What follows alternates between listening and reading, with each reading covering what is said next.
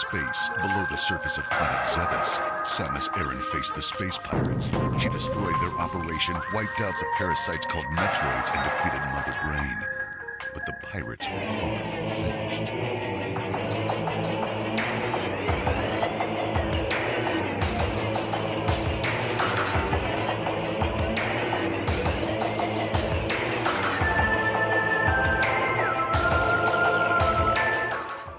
If you've been following this channel, because I guess you have nothing better going on in your life, you might have noticed it's been a while. And, you know, I've tried to make stuff. I didn't think it was any good, so I just got rid of it, because I guess I have, like, standards or something. We're at the International House of Pancakes. I was supposed to rank up! For me, Super Metroid is probably my favorite game, but just like picking your favorite child or your favorite menu item at Taco Bell, you can never really choose a favorite. But for the time being, let's just say it's Super Metroid. Super Metroid's how I get my groove back. When I don't want to play video games, I usually want to play Super Metroid.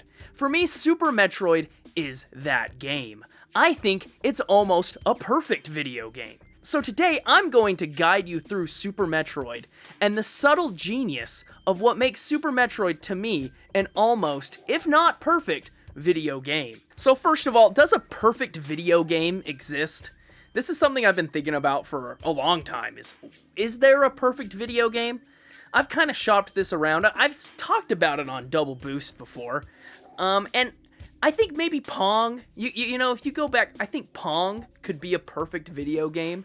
It's possible Pac-Man, a perfect video game. I usually sit upon, I think Tetris is a perfect video game, and the best Tetris game is Tetris Effect. So I think there's a chance that maybe, just maybe Tetris Effect may be a perfect video game. But if you look at all those examples, they're all very simple, almost one-screen games. All of those are simple one-screen games. Can a game as complex as Super Metroid really be perfect? Because the more complexity you add to something, the more chance of it to be imperfect. In Hideo Kojima's book, The Perfect Gene, Kojima talks about interacting with perfect art. He says he hasn't interacted with very many, but if he was to name one perfect art, he names it 2001: A Space Odyssey. Now, 2001: A Space Odyssey to me is not a perfect movie, though it's a very good one. It might be even a certified letterbox banger. It might be one that you might sound like an interesting person if somebody asks you what your favorite movie is, to say, 2001: A Space Odyssey, bro. But they might also just think of you as a pretentious douchebag. Your mileage may vary pulling that one out on a date. But going back to Kojima for a second, Kojima says this movie is perfect because it is abstract and incomplete. And it is not a movie and a movie at the same time, which is what makes it perfect. Now, I can't say Super Metroid is a game and not a game, because it is 100% a game, and it's not abstract. And so going down this thought hole, which is a different kind of hole than you might be used to going down, if you know what I mean. Is that a good joke? Cut that one out. Is Super Metroid a perfect game? Probably not, but it's perfect for me. Even despite I recognize that there are flaws in Super Metroid, but I think those flaws are what make Super Metroid perfect. And I think we'll talk about those flaws, but before we get too ahead of ourselves, let's talk about the meat and potatoes of Super Metroid. And if you're vegan, let's talk about the potatoes of Super Metroid. Do we keep that joke? So the number one thing I want to bring up about Super Metroid is the atmosphere. This game oozes of atmosphere more than the video game The Ooze. You clank your cartridge of Super Metroid in the Super Nintendo, you hit that on button, and what do you get rewarded with? Vibes. You get rewarded with Metroid 3, a literal dead person on the ground, and then a haunting soundtrack of Super Metroid.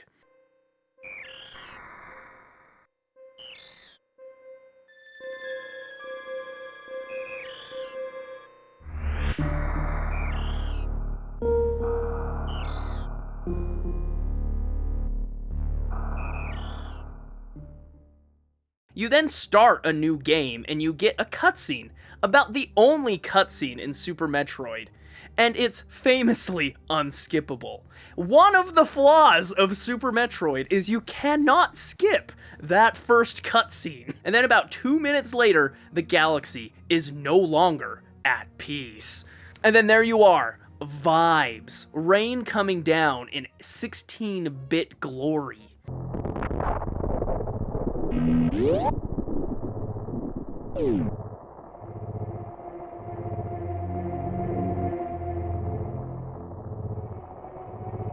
A small soundtrack, wind blowing. This is the atmosphere of Super Metroid. It is a game that is extremely lonely. There is no more dialogue in the game until the very end. And even then, there really isn't dialogue. It's more just like things show up on the screen and it tells you your mission is complete. But one of my favorite moments of Super Metroid is the elevator to Criteria. So far, you really haven't had much music in the video game. But then you go down and you get rewarded with some hot jams, certified banger, triple platinum, Grammy Award winning bangers.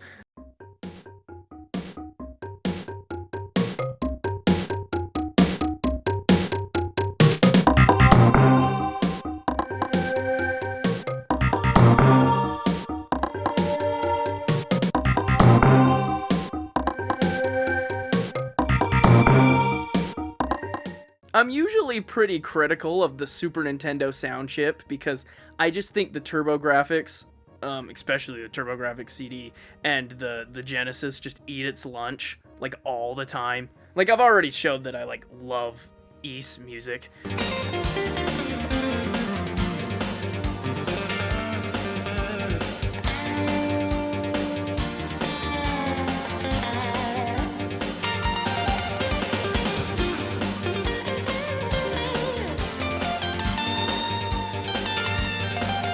The Super Nintendo sample-based shenanigans that it pulls usually, in my opinion, don't always pull off the greatest sounds. This game makes the music sound good. You got Meridia's beautiful piano.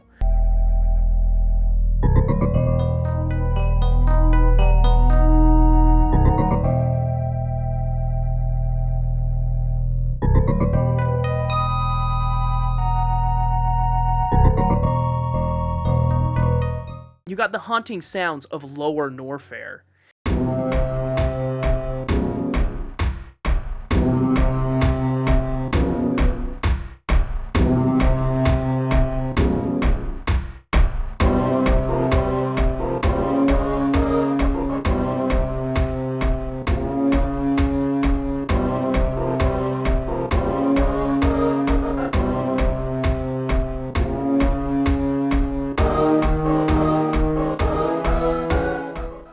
I think Super Metroid's soundtrack is perfect, and it shows an example of how to set the mood of your Super Nintendo video game. I think it's cliche to call Super Metroid a Metroidvania, because guess what, buddy? This invented the genre. Super Metroid is a Metroid game.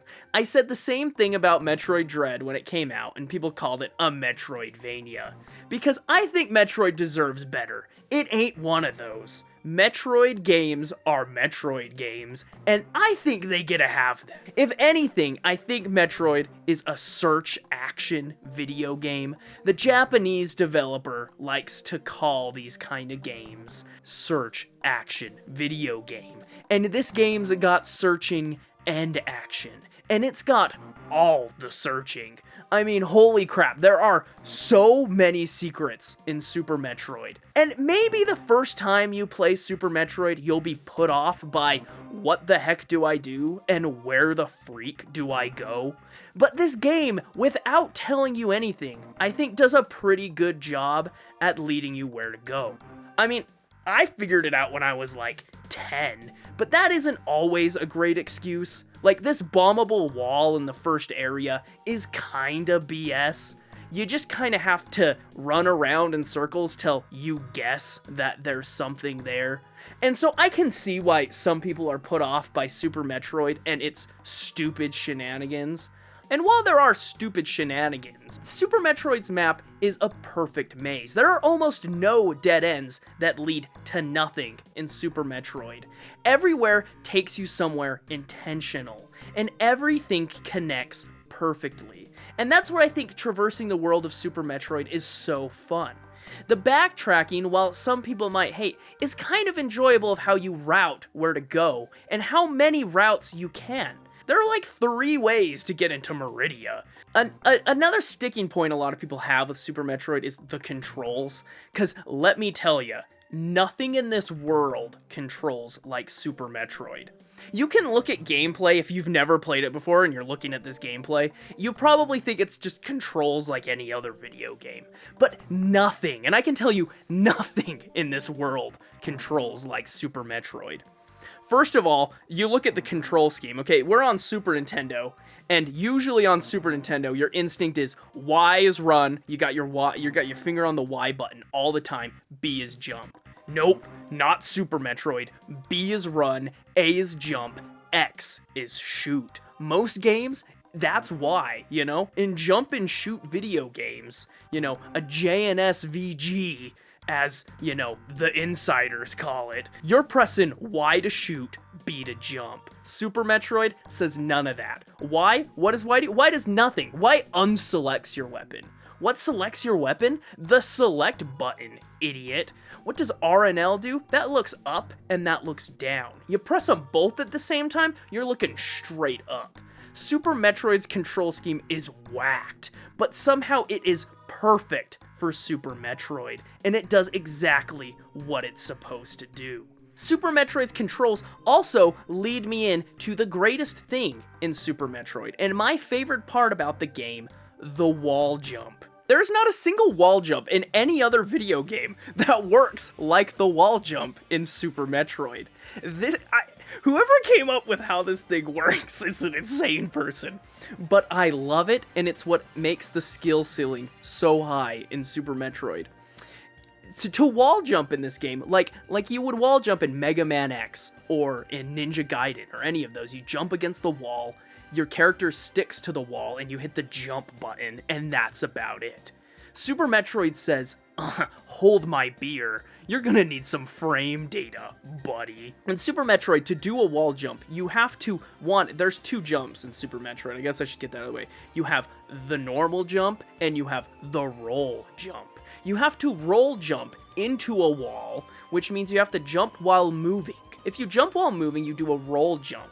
The roll jump then goes into the wall. Now, you have to hit the opposite direction of the wall, but just tap it. You tap that direction till you see this frame. When you see this frame, you can then hit the jump button, and that's how the wall jump works. If you don't, you will just slide off the wall, and nothing happens. And so the rhythm is like tap, jump, tap, jump, tap, jump, tap, jump. But, you know, there is a high skill ceiling to Super Metroid wall jumping. The game doesn't ever intend you to use it. It is 100% optional to wall jump in Super Metroid. In fact, there are so many tricks to Super Metroid, which is what makes this game almost infinitely replayable and so special to those who love Super Metroid. You have bomb jumps, you have shine sparks, and you have different kinds of shine sparks. You have all of the cool little charge weapon special things. I don't know what they're called. Flash charge, flash something, X bombs. You got crystal flash. And how do you know you can do any of these tricks? Well, guess what? They're in the opening movie of the game.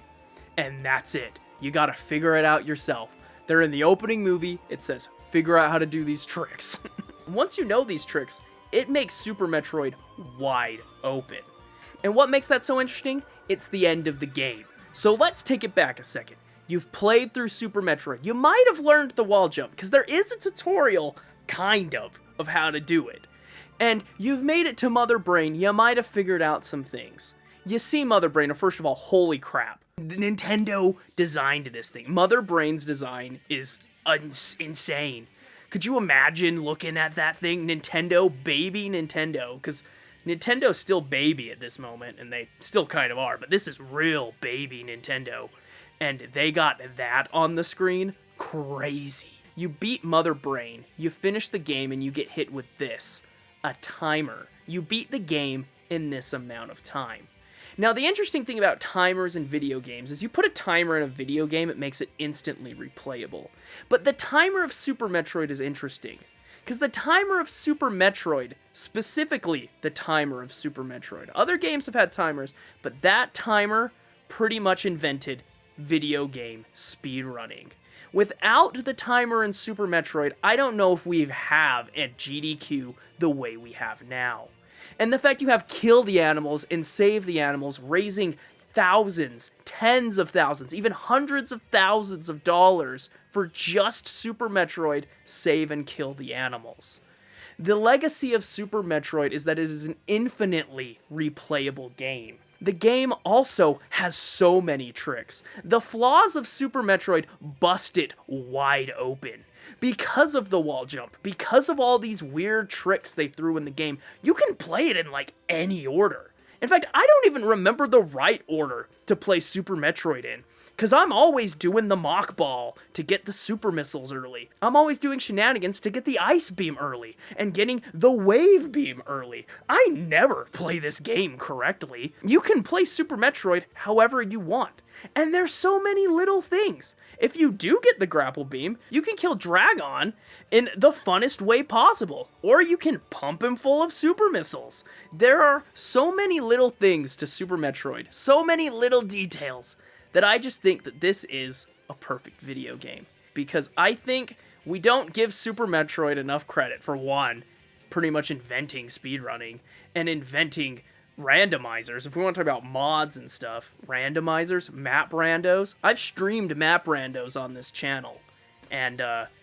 I can tell you that's such a fun way to play Super Metroid. This game is infinitely replayable, and I think that's what makes it, to me, a perfect video game. But before we end this video, I do need to talk about one thing that makes Super Metroid not perfect. Bob Ross always says there's no mistakes, only happy accidents. But when I had a happy accident in my pants at Chili's, they made me leave the premises. But Super Metroid has one happy accident, you could say. In Super Metroid, you get a thing called the X-ray scope. Now, you use the X-ray scope to find secrets. And the X-ray scope is always right, besides in one part of the game. After you beat Ridley and you do the escape of Lower Norfair, you get stuck in an area of like 3 rooms. You really only have 3 or 4 rooms you can go to. At the top of one of the rooms, you're met with this. Now, if you use the X-ray scope, at this point you know there's nowhere to go. You use the X-ray scope, it says that that wall is solid.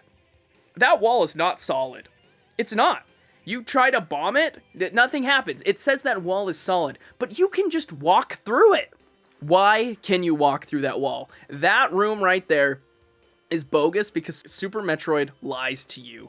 It's the one time Super Metroid breaks its own rules, where you can pretty much use the X-ray scope and the game helps you find every secret, besides a mandatory one where you just have to stumble upon walking through that wall. And I think that's garbage.